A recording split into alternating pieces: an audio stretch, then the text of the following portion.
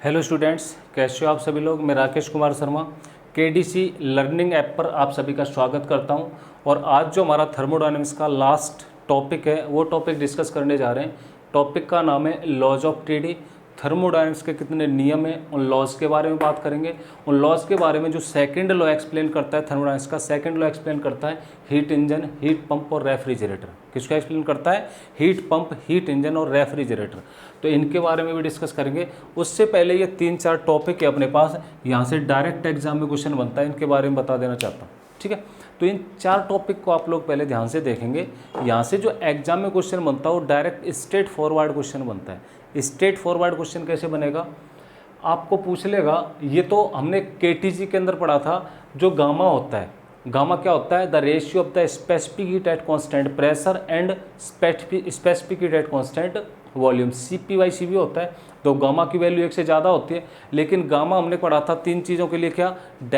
Mono atomic gas के लिए gamma क्या होता है, डाई एटॉमिक गैस के लिए क्या होता है, और ट्राई एटॉमिक। ट्राई एटॉमिक को हम लोग क्या बोलते थे? पॉली एटॉमिक भी बोलते थे। क्या बोलते थे?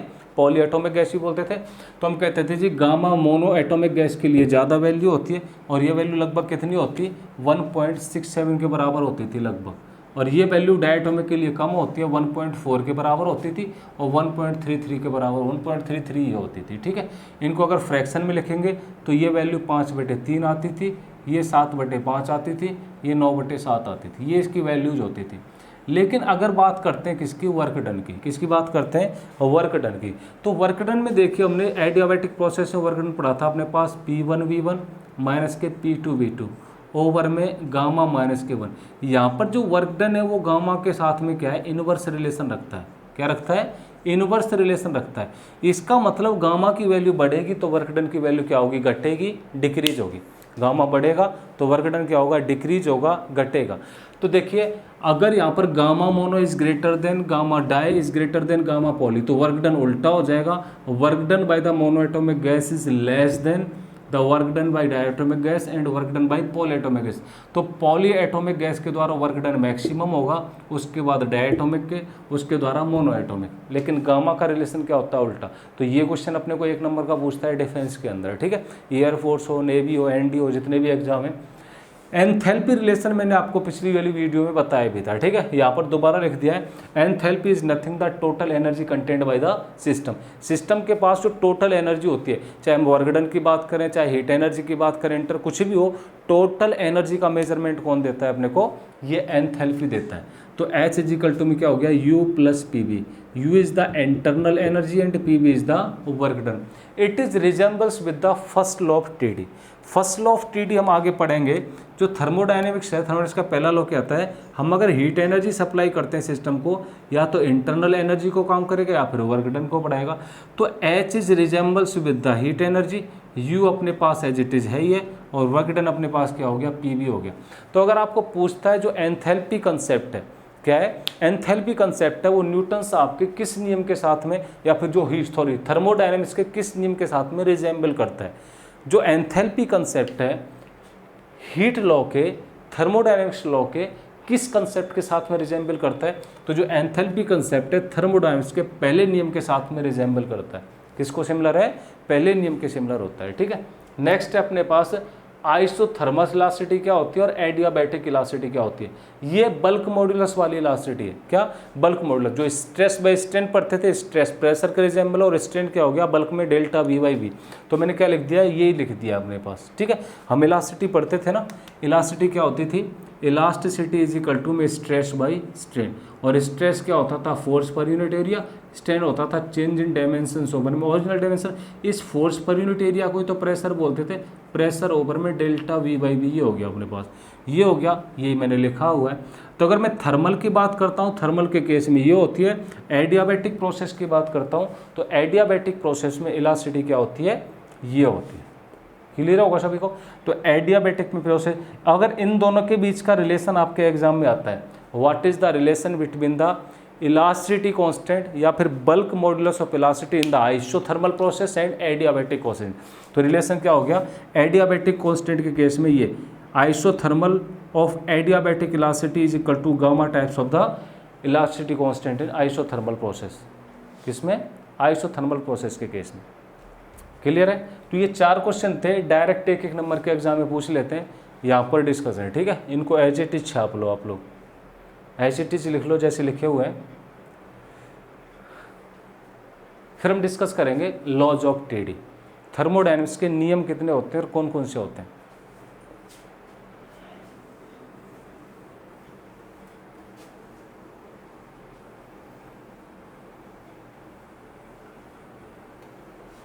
चलिए स्टार्ट करते हैं लॉज ऑफ टीडी। क्या लॉज ऑफ टीडी?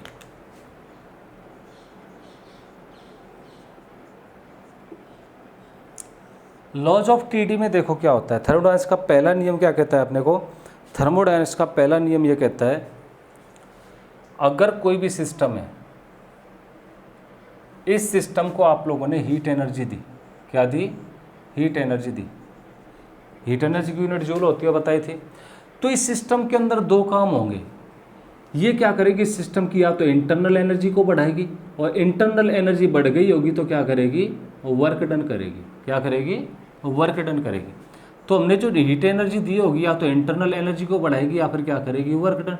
इसको हम लिख सकते हैं delta Q is equal to में delta U plus delta W. अगर स्मॉल चेंज की बात करेंगे तो भाई किसी भी चीज़ को गर्म किया, जैसे पानी लिया मैंने, वाटर को हम लोगों ने हीट एनर्जी प्रोवाइड की, तो वाटर क्या करेगा? पहले धीरे धीरे गर्म होगा। तो क्या कर रहा है वो? अपनी इंटरनल एनर्जी बढ़ा रहा है। क्या बढ़ा रहा है? Internal energy. एक टाइम ऐसा आएगा धीरे धीरे गर्म होकर वो वेपोराइज होना शुरू कर देगा, वर्क डन होना शुरू हो गया। तो पहले ऐसा तो नहीं है मैंने वाटर को हीट एनर्जी प्रोवाइड की और वाटर ने क्या किया? तुरंत एवेपोरेट होना शुरू कर दिया। सडन एवेपोरेट नहीं होगा। क्या करेगा? कुछ टाइम तक हीट एनर्जी लेके अपनी इंटरनल एनर्जी को बढ़ाएगा, अपनी आंतरिक ऊर्जा को बढ़ाएगा। जब उसने अपनी आंतरिक ऊर्जा बढ़ा ली, इंटरनल एनर्जी बढ़ा ली, उसके बाद वाटर एवेपोरेट होना शुरू करेगा। तो फर्स्ट स्टेप क्या है? इंटरनल एनर्जी इंक्रीमेंट का। सेकंड क्या है? जब इंटरनल एनर्जी बढ़ जाएगी, एक लिमिट को क्रॉस करेगी, फिर वर्क डन होना शुरू हो जाएगा, ठीक है। तो यही फर्स्ट लॉ कहता है अपने को। क्या कहता है? अगर हमने हीट एनर्जी शुरू किया तो ये होगा। लेकिन ये लॉ एक कंडीशन में फेल हो गया। यहाँ से तो ये हो गया, एनर्जी कंजर्वेटिव क्वांटिटी होती है। एनर्जी क्या है? कंजर्वेटिव क्वांटिटी है। अगर क्वेश्चन आपको पूछता है कि फर्स्ट लॉ ऑफ थर्मोडायनेमिक्स क्या बताता है, किस कंसेप्ट के ऊपर काम करता है, तो इसका प्रिंसिपल लिख देंगे जी, law of conservation of energy. Law of conservation of energy के ऊपर काम करता है। एनर्जी कंजर्वेशन क्या होता है? फर्स्ट लॉ किसके ऊपर काम करता है? Law of conservation of energy के ऊपर काम करता है। चलिए ठीक है, अगर law of conservation of energy के ऊपर काम करता है तो एनर्जी वर्क डन में और वर्क डन एनर्जी में कन्वर्ट हो जाना चाहिए। लेकिन उसको एक्सप्लेन करने में ये लॉ फेल हो गया। कैसे फेल हो गया? एक तो इसने 100% एफिशिएंसी का कंसेप्ट नहीं दिया। क्या नहीं दिया? 100% एफिशिएंसी के बारे में इसने अपने को नहीं बताया, ठीक है। सेकंड जो बात करते हैं, सेकंड देखिए क्या करते हैं, इसका क्वेश्चन बताऊंगा आपको, इंपॉर्टेंट क्वेश्चन है। एक एग्जाम्पल ले लेते हैं। ये मेरे पास क्या है? एक इंक्लाइंड प्लेन है। इंक्लाइंड प्लेन पर यहाँ पर कोई ब्लॉक है, ठीक है। ये नीचे आया स्लिप करके यहाँ पर आ गया होगा ये ब्लॉक, ठीक है। एम मास का ब्लॉक था। जब ये स्लिप करके नीचे आया होगा तो इसके अंदर से हीट एनर्जी निकली होगी। ऑब्वियस सी चीज़ है, आप लोग जब ऐसे स्लिप करके जाओगे तो नीचे से सरफेस तो गर्म होगा, फ्रिक्शन फोर्स लगेगा, तो हीट एनर्जी निकली होगी। क्या ऐसा हो सकता है जितनी हीट एनर्जी इसने रिलीज की है उतनी हीट एनर्जी हम इसको दे दें और ये ब्लॉक क्या करे? ऊपर चढ़ जाए? ऐसा पॉसिबल है? भाई जब ऊपर से नीचे ब्लॉक आया होगा तो इसने हीट एनर्जी निकाली होगी। तो मैं क्या करता हूँ, जितनी इसकी हीट एनर्जी रिलीज की उतनी हीट एनर्जी इसको सप्लाई कर देता हूँ, ये ब्लॉक ऊपर यहाँ पर पहुँच जाना चाहिए। ऐसा तो पॉसिबल नहीं होता। इट मीन्स ये लॉ कंजर्वेशन ऑफ एनर्जी को एक्सप्लेन करने में क्या रहा? फेल रहा। क्या रहा? फेल रहा। तो थर्मोडायनेमिक्स में कंजर्वेशन ऑफ एनर्जी इसने फेल नहीं की। सेकंड क्या है? इसने जो अपने पास आइडियल कंडीशन प्रोवाइड की थी। आइडियल कंडीशन क्या है? अगर सिस्टम इंटरनल एनर्जी नहीं बढ़ाता है अपनी, तो हीट को वर्क डन में और वर्क डन को हीट में कन्वर्ट होना चाहिए। वहाँ पर भी फेल था ये लॉ। तो हमने फिर क्या किया? थर्मोडायनेमिक्स में सेकंड लॉ बनाया। क्या बनाया? Second law. क्वेश्चन सबसे इम्पोर्टेंट CGL में आया हुआ है कि TD के लॉ कितने होते हैं? TD के लॉ कितने होते हैं? तो आप कहोगे जी 3 होते हैं। बिल्कुल गलत आंसर है। थर्मोडायनेमिक्स में 4 लॉ होते हैं। हम तो बेसिकली 3 पढ़ते हैं और मैं भी आपको 3 ही बता रहा हूँ जी। थर्मोडायनेमिक्स का पहला लॉ क्या होता है, दूसरा लॉ क्या होता है, लॉज ऑफ TD है। मैं फर्स्ट लॉ की बात कर रहा हूँ अभी। सेकंड लॉ और थर्ड लॉ 3 ही पढ़ते हैं, लेकिन 4 होते हैं। 4 कौन कौन से होते हैं? एक अपने पास जीरोथ लॉ भी होता है। उसको जीरोथ लॉ हमने नाम क्यों दे दिया? अब मैंने आपको जैसे फर्स्ट लॉ बताया, फर्स्ट लॉ मैंने एक्सप्लेन कर लिया, लेकिन इसके बाद लॉ डिस्कवर किया गया था, वो कौन सा था, टीडी का 0th लॉ। कौन सा था, 0th लॉ, सेकंड नंबर पर। अब फर्स्ट से आगे सेकंड तो उसको नहीं दे सकते क्योंकि पहले की कंडीशन है, तो हमने क्या नाम दे दिया इसको, 0th लॉ ऑफ टीडी। क्या नाम दे दिया, 0th law of TD, thermodynamics का 0 लॉ। 0th लॉ क्या कहता है अपने पास, 0th लॉ देखिए, अगर ये सिस्टम है, बहुत ही बेसिक सा कंसेप्ट है, एक सिस्टम बी हो गया और एक सिस्टम क्या हो गया, सी हो गया। दिखाई दे रहा है सभी को, एक सिस्टम ए, बी और सी। इस सिस्टम का नाम दे दिया मैंने ए, इसका बी, इसका सी। इसका टेम्परेचर टी ए मान लेता हूँ, इसका टेम्परेचर टी बी मान लेता हूँ, इसका टेम्परेचर टी सी मान लेता हूँ। ये कहता है अगर टेम्परेचर ए बराबर है टेम्परेचर बी के, मतलब इसका टेम्परेचर इसके बराबर है, ठीक है, इक्वल है। अगर टेम्परेचर ए बराबर है टेम्परेचर सी के, if the temperature of A is equal to में temperature of C, then temperature of B will be equal to temperature of C, temperature of B will be equal to temperature of. ये तो basic concept है, आप लोग कहोगे जी common sense की बात है, बिल्कुल कॉमन सेंस की बात है, लेकिन ये 0th लॉ ऑफ टीडी है और यहाँ से कभी एग्जाम में क्वेश्चन नहीं बनता है, सिर्फ एक ही क्वेश्चन है, वो भी एक बार सीजीएल में आया हुआ है, thermodynamics, there are how many laws in TD. Thermodynamics में कितने लॉ हैं, कितने लॉ हैं, 4 लॉ हैं, 3 आंसर नहीं करेंगे, गलत हो जाएगा, ठीक है। तो पहला लॉ समझ में आ गया, 0th लॉ ये कहता है, फर्स्ट लॉ कहता है किसी भी सिस्टम को आपने हीट एनर्जी दी तो हीट एनर्जी 2 काम करेगी, सिस्टम के इंटरनल एनर्जी को बढ़ाएगी और किसको बढ़ाएगी, वर्क डन करेगी, इंटरनल वर्क डन करेगी। लेकिन ये लॉ कुछ कंडीशंस पर फेल हो गया, इसलिए हमने सेकंड लॉ की बारी आई, सेकंड लॉ पढ़ेंगे थर्मोडायनेमिक्स का, ठीक है। किस पर काम करता है, लॉ ऑफ एनर्जी कंजर्वेशन पे काम करता है, लॉ ऑफ एनर्जी कंजर्वेशन के ऊपर काम करेगा थर्मोडायनेमिक्स का सेकंड लॉ। सेकंड लॉ की बात करते हैं, second law of TD. Second law पढ़ने के लिए अपने को 3 स्टेटमेंट पढ़ने पड़ेंगे। क्या पढ़ने पड़ेंगे, 3 स्टेटमेंट पढ़ने पड़ेंगे। और ये 3 स्टेटमेंट कौन कौन से हैं, पहला है अपने पास क्लॉसियस स्टेटमेंट। क्या है, क्लॉसियस स्टेटमेंट। सेकंड है Kelvin statement, Kelvin statement. Third है अपने पास Kelvin Planck statement, Kelvin Planck statement. तो थर्मोडायनेमिक्स का जो अपने पास दूसरा लॉ है, दूसरा लॉ 3 साइंटिस्ट ने मिलकर दिया है। और ये 3 साइंटिस्ट कौन कौन से अपने पास, क्लॉसियस साहब, केल्विन साहब और प्लैंक साहब। क्लॉसियस साहब ने अलग स्टेटमेंट दिया, केल्विन साहब ने अलग स्टेटमेंट दिया, फिर केल्विन और प्लैंक साहब ने मिलकर के एक स्टेटमेंट दिया, ठीक है।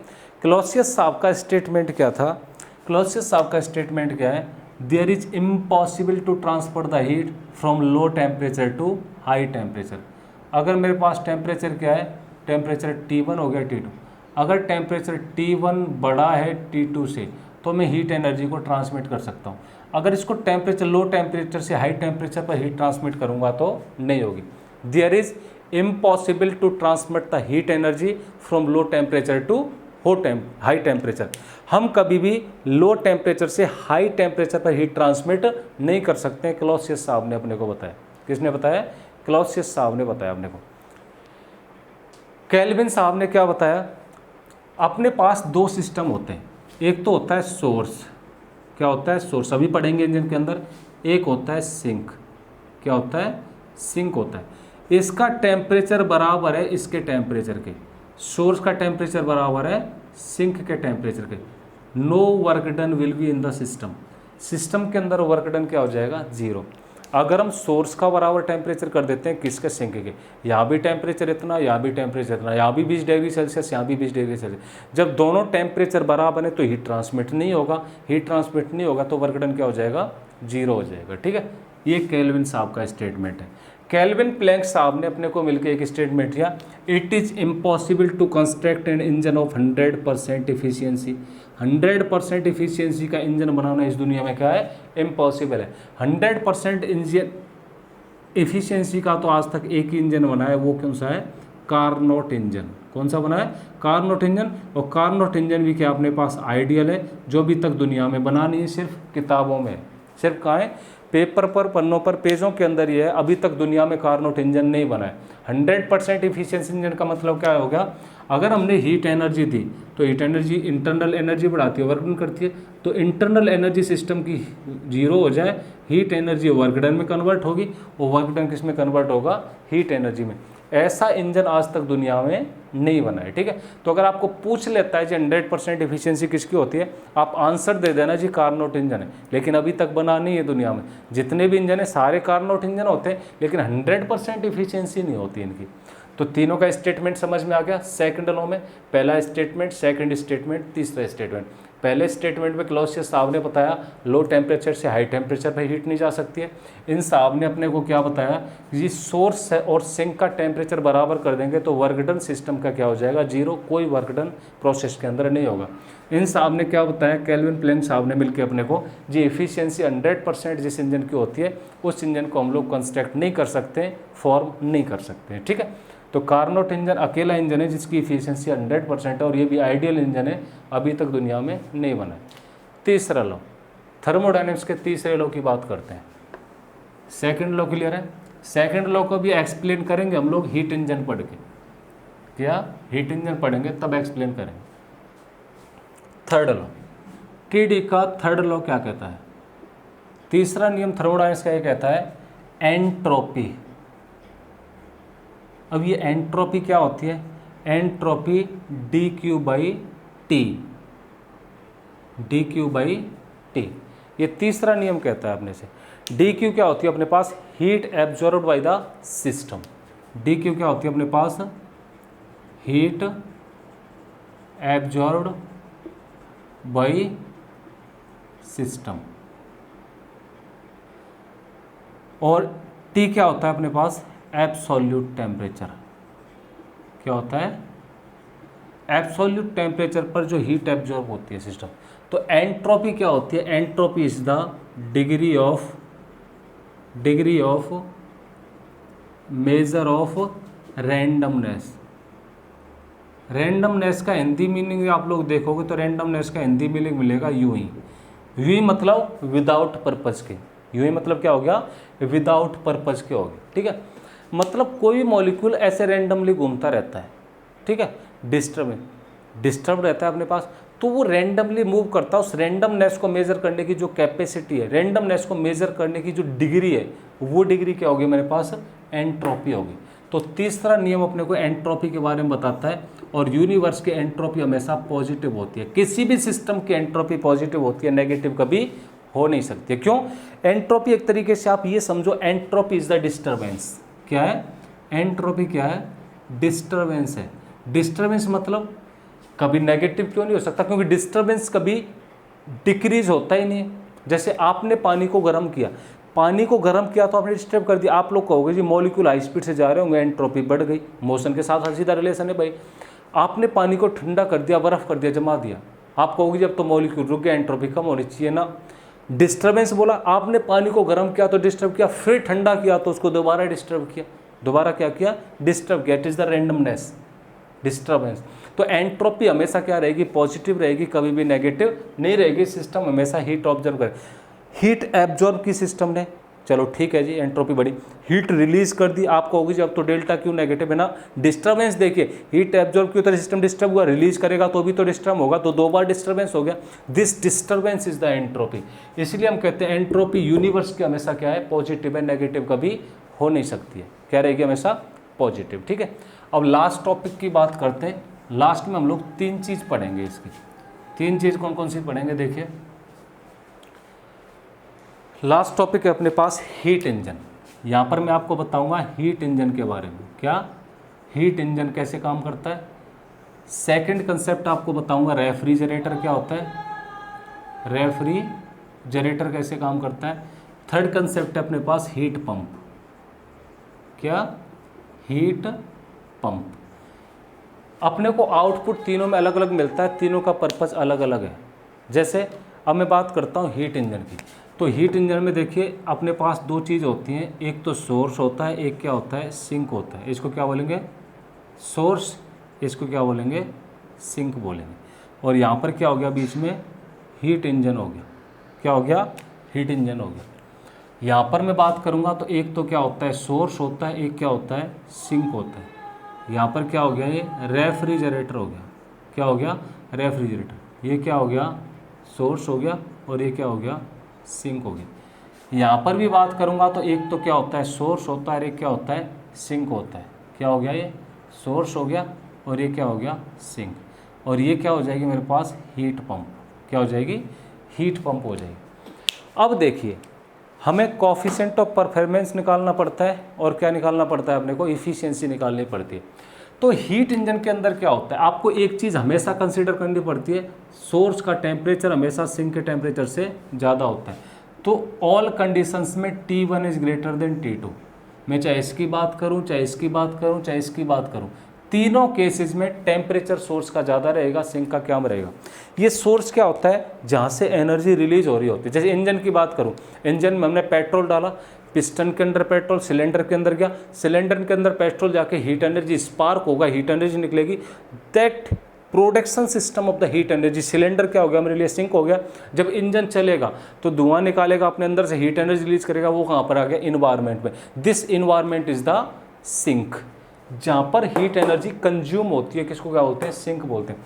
तो देखिए हीट एनर्जी में होता क्या है, मैंने गाड़ी में पेट्रोल डाला तो गाड़ी ने क्या किया होगा, इस सोर्स से हीट एनर्जी ली होगी इंजन ने, हीट एनर्जी इंजन को मिली।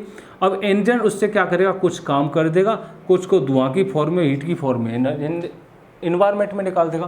तो ये वर्क डन क्या हो गया, ये तो वर्क डन Q1 माइनस के Q2 हो गया। क्या हो गया, वर्क डन Q1 माइनस के Q2, इन दोनों का अंतर। या फिर इनपुट बराबर में आउटपुट आप करोगे यहाँ से, तो इनपुट तो क्या है मेरे पास Q1, आउटपुट क्या Q2 प्लस W, यही तो आउटपुट मिला मेरे को। तो यहाँ से वर्क डन क्या हो गया मेरे पास Q1 माइनस के Q2। अब इंजन की इफिशियंसी निकालते हैं, क्या निकालते हैं, इंजन की efficiency. Then efficiency is the output by input. Efficiency क्या होती है, आउटपुट ओवर में इनपुट। तो आउटपुट क्या हो गया मेरे पास, आउटपुट था वर्क डन, मेरे को चाहिए क्या था इंजन से काम, तो वर्क डन चाहिए था मेरे पास Q1 माइनस के Q2। क्या था आउटपुट में, ये वर्क डन था, ये क्या होगा मेरे पास आउटपुट, और मैंने दिया क्या इसको इनपुट में, हीट एनर्जी Q1। तो क्या हो गया मेरे पास Q1 रहा। तो efficiency of the engine is equal to क्या हो गया मेरे पास 1 माइनस के Q2 बाई Q1, या फिर 1 माइनस के T2 by T1। It is the mathematical expression for the efficiency of the heat engine. Heat engine की इफिशियंसी का मैथमेटिकल एक्सप्रेशन ये होता है, जो अपने को चाहिए होता है वो आउटपुट, और जो हम देते हैं वो क्या हो जाता है, इनपुट हो जाता है। ठीक है, रेफ्रिजरेटर की बात करता हूँ, फ्रिज की बात करता हूँ। देखिए फ्रिज है, फ्रिज में हम लोग मोटर लगाते हैं चलाने के लिए, हम वर्क डन देते हैं उसको, क्या कहते हैं, वर्क डन। और फिर फ्रीज क्या करता है, देखिए हम कहते हैं source high temperature, sink low temperature. तो फ्रीज है, फ्रीज के अंदर क्या है, कम टेम्परेचर, बाहर क्या हाई टेम्परेचर। तो बाहर वाला क्या हो गया सोर्स, अंदर क्या हो गया सिंक हो गया। लेकिन जब हम मोटर चलाते हैं तो वर्क डन दिया हमने उसको, क्या किया, वर्क डन हमने इसको दिया। तो इसने क्या किया, अंदर से हीट एनर्जी निकाली Q2, और किसको दे दी, सोर्स को Q1, बाहर दे दी इन्वायरमेंट में टेम्परेचर T1, टेम्परेचर T2। ये तो हाई टेम्परेचर सोर्स होता है लो। तो फ्रीज के अंदर वाला तो कम टेम्परेचर है, सिंक हो गया, फ्रीज के बाहर वाला हाई टेम्परेचर। तो मोटर क्या काम करती है, फ्रीज के अंदर से हीट निकालेगी, हीट निकालेगी यहाँ, और हमने कुछ काम किया ये दे दिया। तो यहाँ पर देखिए, यहाँ पर भी work done is equal to क्या रहा, Q1 माइनस के Q2। तो इसकी जो यहाँ पर हम कोफिशिएंट ऑफ परफॉर्मेंस निकालते हैं, यहाँ की इफिशियंसी निकालेंगे, यहाँ पर क्या निकालेंगे, कोफिशिएंट ऑफ परफॉर्मेंस क्या होता है, आउटपुट बाई इनपुट। क्या होगा, आउटपुट बाई इनपुट। आउटपुट क्या था, आउटपुट जो मेरे को चाहिए, मेरे को क्या चाहिए था, फ्रिज के अंदर से हीट बाहर निकालने की ताकि ठंडा हो जाए। तो मेरे को आउटपुट की चाहिए था Q2, मैंने निकाला क्या, और इनपुट में क्या दिया मैंने, वर्क डन। मैंने दिया क्या फ्रिज को चलाने के लिए, वर्क डन। तो निकाली मैंने हीट एनर्जी। तो कोफिशिएंट ऑफ परफॉर्मेंस क्या हो गया, Q2 ओवर में Q1 माइनस के Q2। It is the coefficient of performance.